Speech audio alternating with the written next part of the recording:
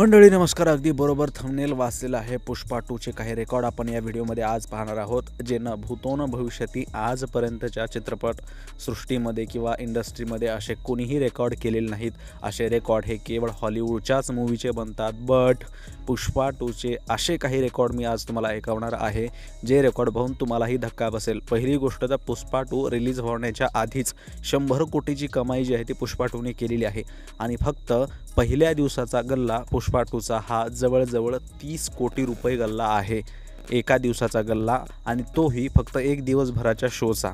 आणखी पुष्पा 2 हा जवळजवळ 8 दिवस चालेल आणि एका दिवसामध्ये 1 मिलियन तिकीट बुक करण्याचं रेकॉर्ड हे पुष्पा 2ने जे आहे ते तोडलेलं आहे. 1 मिलियन तिकीटं अगदी एकाच दिवसामध्ये जे आहे ते बुक झालेले आहेत आणि अगदी 4,000 रुपयाला तिकीट असूनसुद्धा लोक जे आहे ते तिकीट बघत आहेत.